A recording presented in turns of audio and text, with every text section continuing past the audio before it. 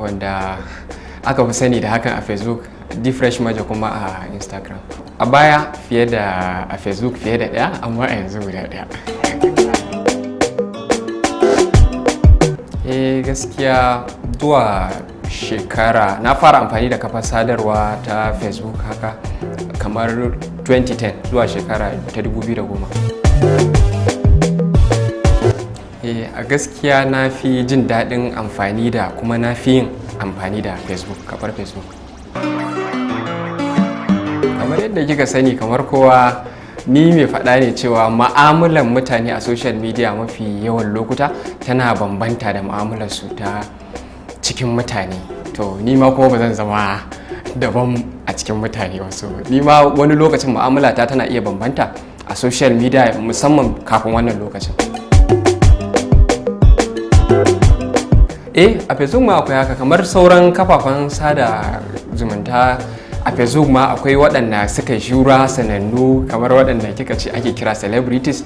Akwai kuma waɗanda kawai suke zuwa ba a san suna yi ba ma don karanta labarai ko mai bi chatting da abokai haka.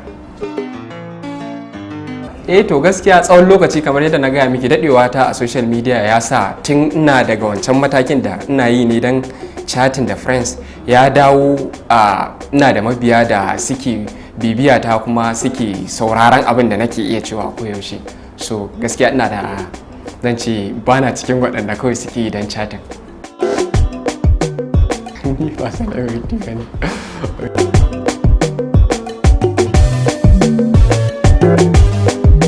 Gaskiya kowa da yadda yake, amma ni yadda nake, mataki na farko da nake ɗauka shine bana yaɗawa.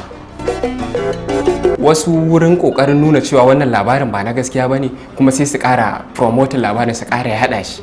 Mataki na farko da wasu ke ɗauka kenan, wanda bana yin haka. Sannan kuma zan ƙoƙari ne fuskantar da waɗanda suka ɗau cewa wannan labari gaskiya ne, cewa wannan labari fa ba gaskiya bane, tunda idan na yi magana jama'a da yawa suna gani. To kamar waɗanda suke bibiya ta za su san cewa ina ba da gudunmawa ta ɓangaren ina yin sharhi akan al'amuran yau da kullum a kafafen jaridu da peji na da sauransu. So saboda haka duk abin da ya shige wa al'umma duhu, wanda ni kuma abu ne da na fahimta, ina kokari na fito fili saboda nuna mutane cewa ga abin da yake faruwa, ga yadda abin yake, kuma ga inda aka dosa. Lokuta da nawa zan iya tuna adadin haka.